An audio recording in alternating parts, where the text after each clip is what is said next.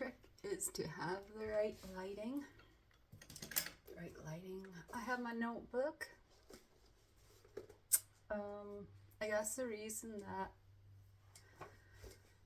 I come on here and talk is because on YouTube you can actually Google stuff and be like, oh, what does this do? What does that do? Whereas talking just to people I run into, like this is the meat and potatoes of what I want to talk about anyways. I feel like I'm pushing like my deeper thoughts onto them, and other than existing, like that's kind of what I want to do, is talk about deeper thoughts, like mental health,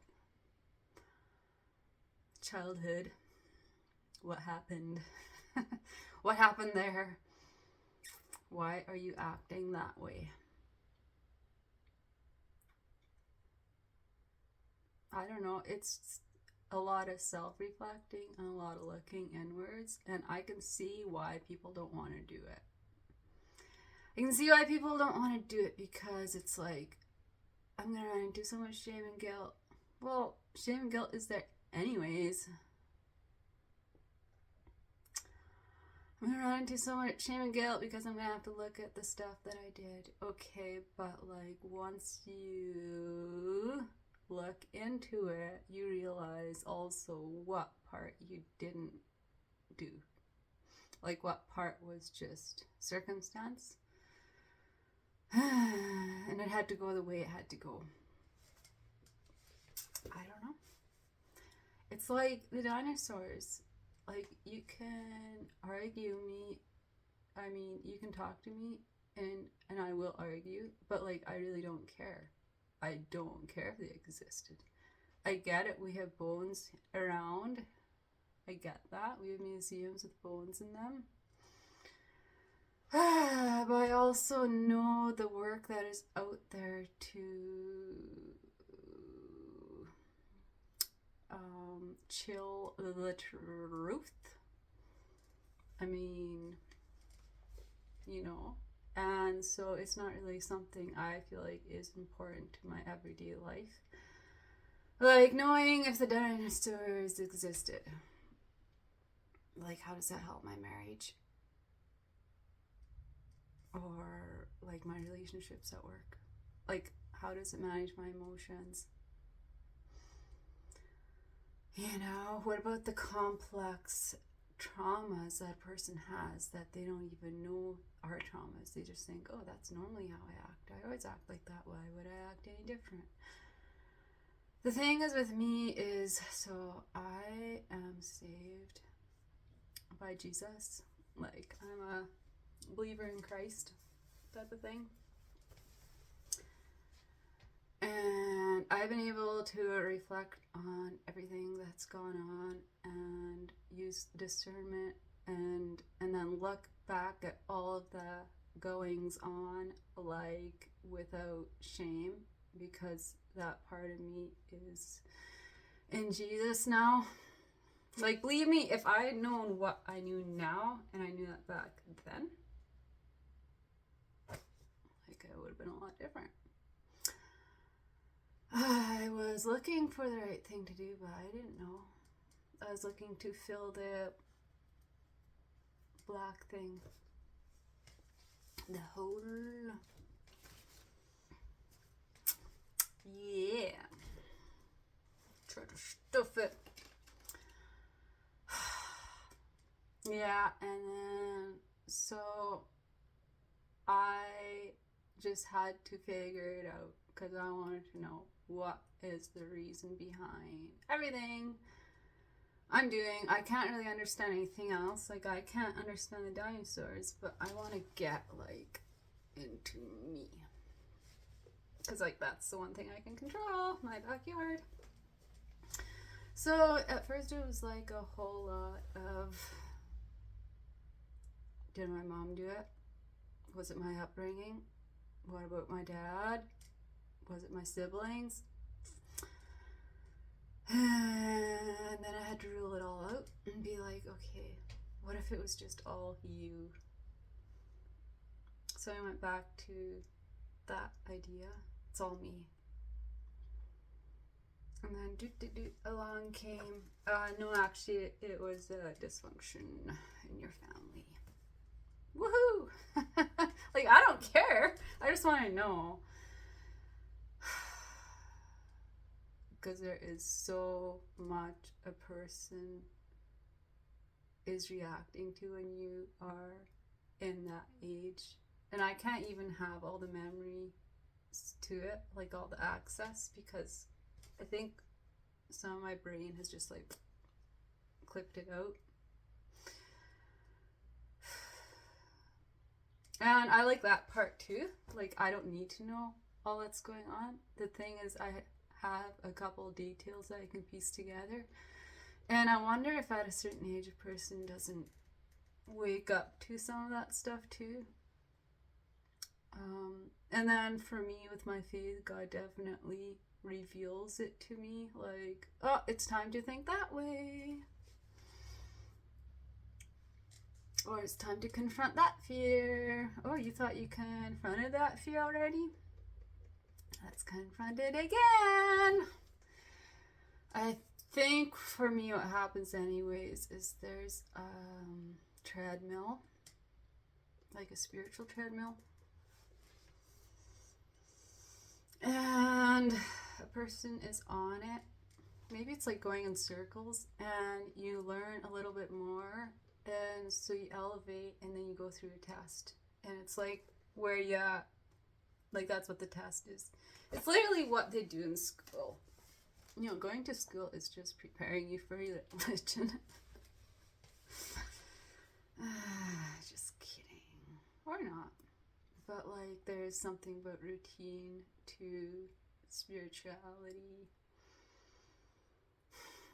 I think it's more of a mental thing. Like, you just don't have the same interests. Like, I don't think the same I used to.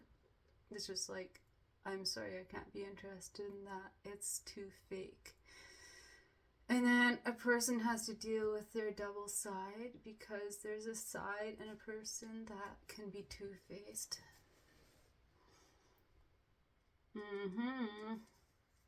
And you have to, like, well, now I have to make you a one face. The way I have kind of imagined it in my head is, like, you know, chess, and it's the pawn, like the knight, and it's like wiggling, like it's not, like it's especially when it is triggered, it's definitely like, whoo, two people. And a lot of it, I think, is just calming down. And really concentrating on what you want to think. And I don't know if a person will ever get there, like where you can totally, I don't know if you can have total control of your amygdala, the thingy that is in your brain that is like all about fight or flight. That's the thing. I don't know all the terms either with psychology and brain stuff and being smart. Like, the stuff that I pick up on, a lot of it I hear, but then it goes through my ear because I just want to grab the meat and potatoes. So the rest is kind of it's just the stuff that, it's like empty calories. Like, I can just, like, well, empty calories, and I just want the substance. And that's how I've kind of always been in life. And maybe that's what it was like for me in my upbringing, is I wanted the meat and potatoes. None of this joking around. Reveal me the truth. And a lot of it was just searching. And I think you just go around in circles. Like, downwards. If you don't have it together and you are trying to self-medicate the wrong way, then it just starts going downwards. And that is a timing thing. because you're just not self-aware. And stuff comes along and it's like, that's why you cannot judge anyone and the path that they have. Like, that is your path. I get it. You don't get it. You may never get it. Maybe you're just a spirit here because you like to hang out. Maybe God is just hanging out through you as a spirit, like an angel. Because there's some stuff I've done and I'm just like, hey, that was pretty cool.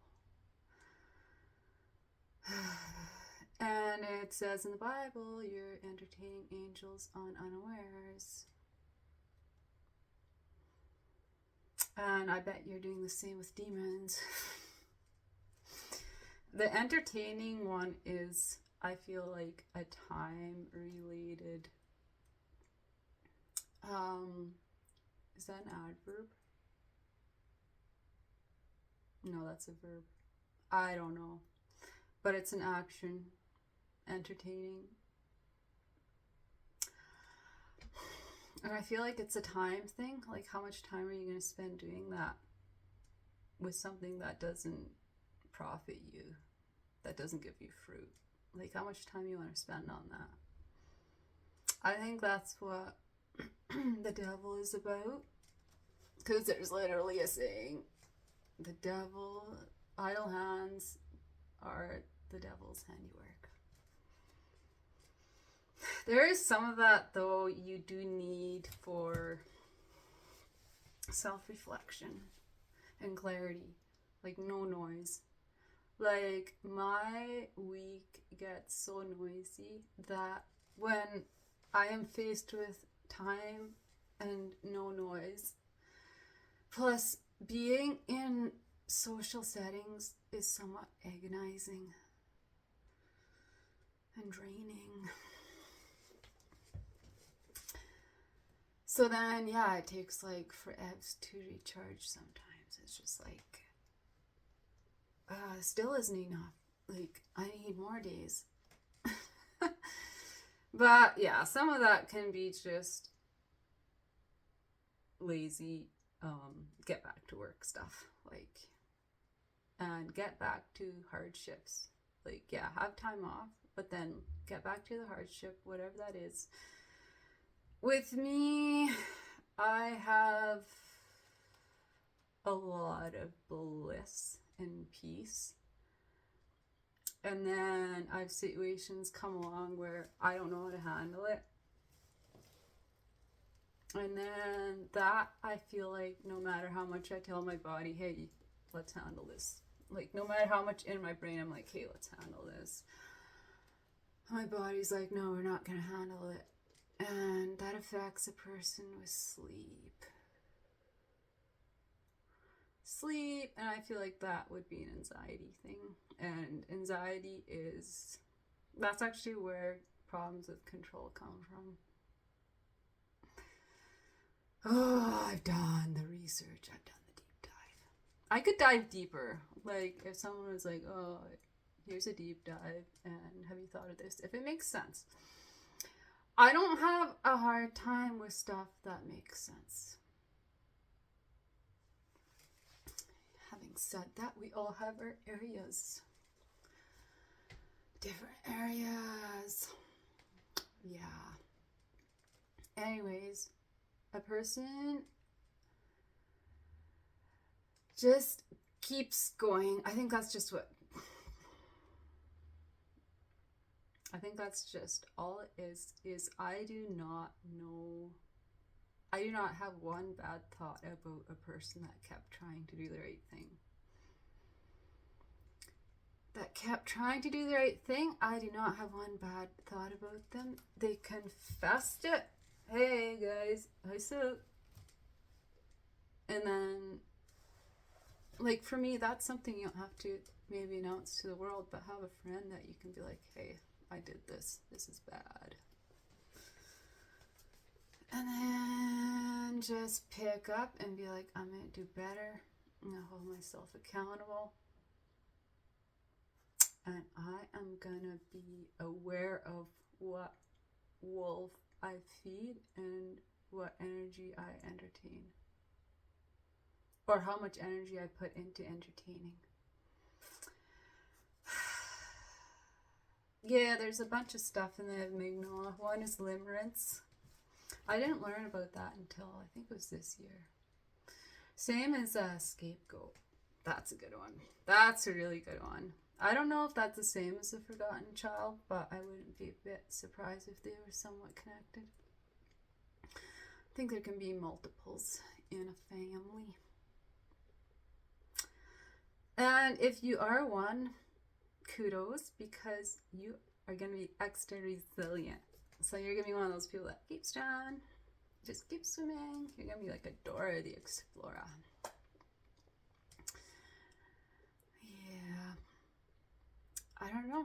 It's a story about it too. Like, bad stuff happens. And, well, now I have a story. Now I'm the underdog. And I think, like, that's one thing. Where the devil's like, I came up and screwed your world. I screwed your world over. And God's glory still shines through him because he made it interesting. And it's like, and I've seen the reflection of God just like through like the transparency. Let's use transparency. Through the badness. It's been very transparent that there is goodness through the badness. Like, sometimes I have to really rake my brain, and there's some areas where I'm just like, okay, I don't know what good part of that, I don't know what part of that will ever be good. Other than it's a noise.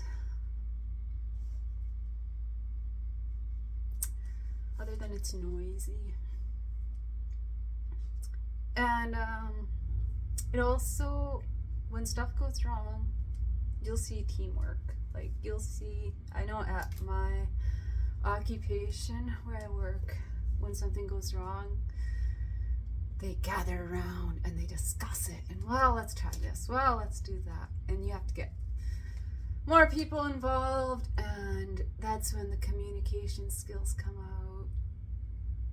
And we see how good we are at communicating.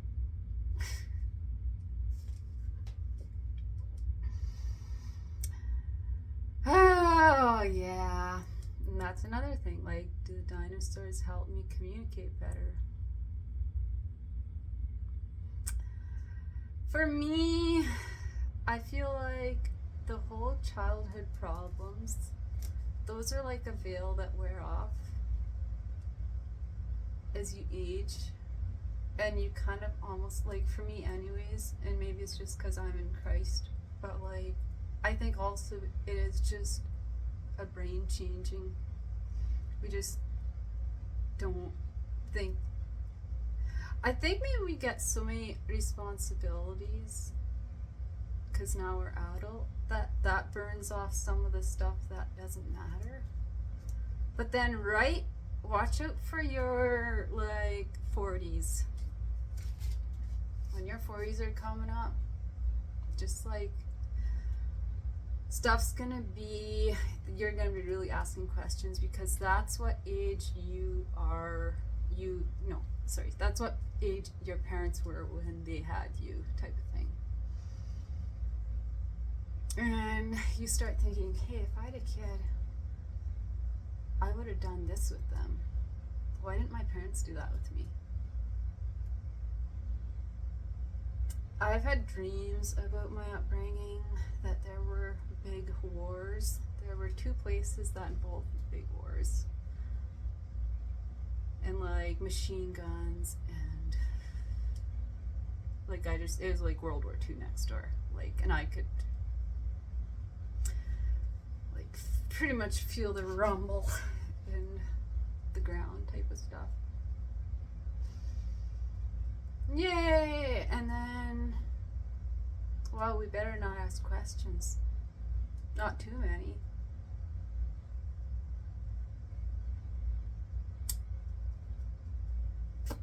I'm curious.